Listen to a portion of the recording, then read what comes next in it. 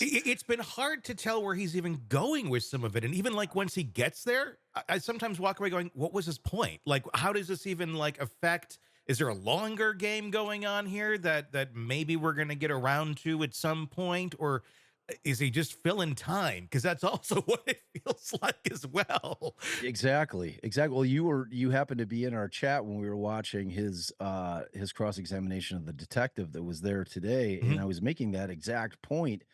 It seemed at the beginning that his theory's defense was going to be that Chad was just this unassuming dolt who, mhm, was in love with Lori because, he thought she was beautiful and, he was just, oh, just so in love with her that it blinded him to everything else that was going on. And that Lori and Alex were the main, antagonists, that they mhm, were the bad guys in this thing. And he had the opportunity because they've really been honing in on Tammy's death mhm, the past couple of days in the trial. They've been really trying to focus on Tammy's death.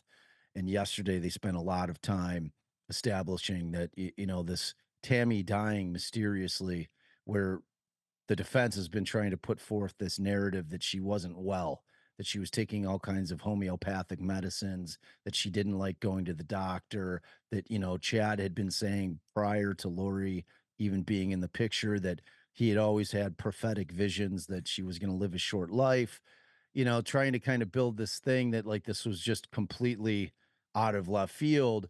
And yesterday they put on a lot of like, who I thought were unassuming witnesses when they basically took the stand. I'm like, there are a few of Lori's friends, or I'm sorry, Tammy's friends, and then they come on. They're like, yeah, I mean, this woman was walking like 300 steps a month for like a year. She's talking about that she's in the best shape of her life. So that really counters that whole argument and yeah, really makes this whole fact that she ends up passing away, suddenly with it seemingly without cause to sound like complete malarkey. So yeah, today I thought that he had the opportunity to be able to lean into the fact that he could have said, instead of trying to argue so hard that this thing that the gun that was used when the window rolls down and it gets pointed out the window at Tammy was a paintball gun, that he should have been arguing the opposite. That he should have been saying, "Yeah, I mean, it probably was a gun, right? I mean, we know that Alex Cox tried to kill Brandon Boudreaux. mhm, We know that he did kill Charles Vallow with a yeah, gun.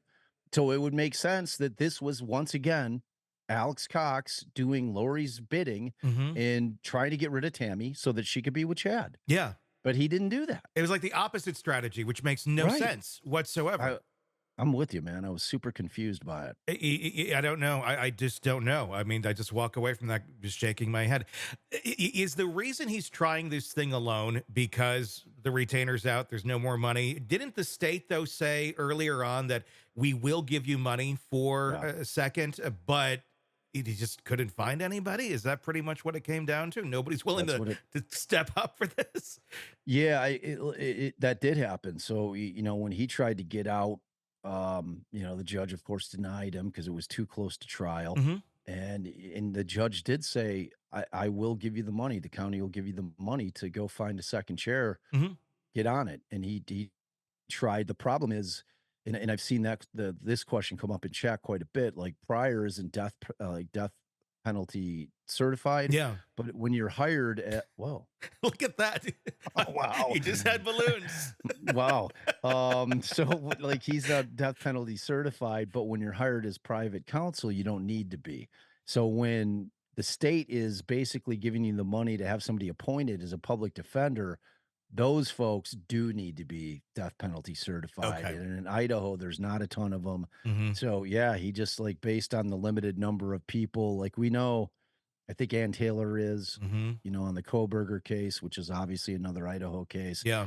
I think it's a limited pool in terms of attorneys, PDs in that area that are death penalty certified, and he just couldn't find one, which meant that he had to go alone. And he's not death penalty certified, so you'd have to find one that is. I mean, isn't this a big argument for a retrial or ineffective counsel at the end of the day? Of he's not Not death re penalty. I mean, no.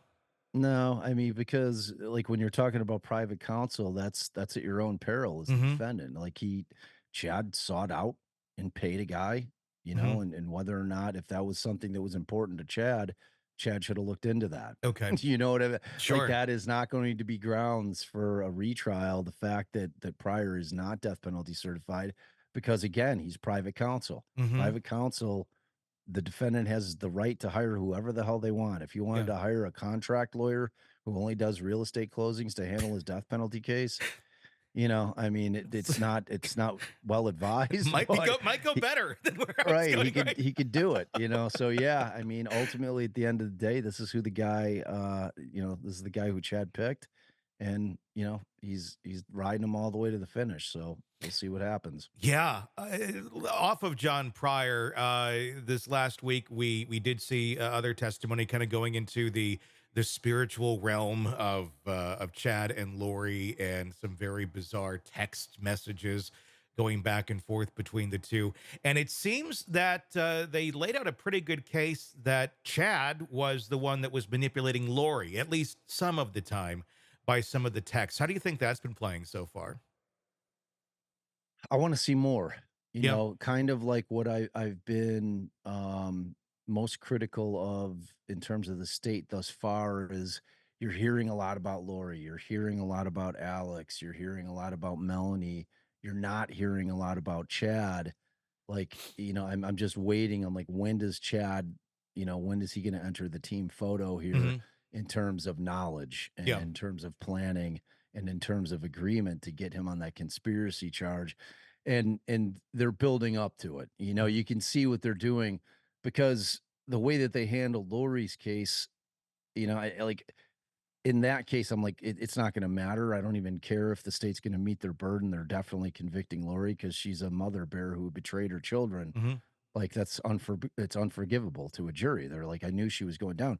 Chad's a different story because I mean, JJ and Ty Lee were not his kids. Mhm. You know, Tammy is really the one that they're focusing on because they want to get that feeling with the jury where the jury's like, "Oh my god, this guy killed his own wife so he could be with Lori." Mhm. That's where they're not focusing as much on JJ and Ty Lee's deaths, at least thus far. Yeah. But you know, so they're building it in a different way, and they got like the fraud in terms of them using the money from the kids after they had been deceased and continuing to get the benefits. They put that early in the case, where in Lori's they put it late in the case. So they changed the way that they're trying it, and I think what they're going to do is build up to probably the home runs that they have against Chad to later in the trial. Mhm. So I'm not overly concerned that I haven't seen as much as I want to see because I think it's coming. Hey, thanks for checking out the video. Be sure to follow us wherever you download podcasts, and especially Apple Podcasts, where you can get advanced episode and premium content on our premium channel right there. Also, be sure to follow us on social media so you don't miss any breaking updates on the stories that matter to you most. We're on TikTok, X, Instagram, Facebook. Just search Hidden Killers Podcast with Tony Brueski, and you'll find us right there. Again, thanks for watching.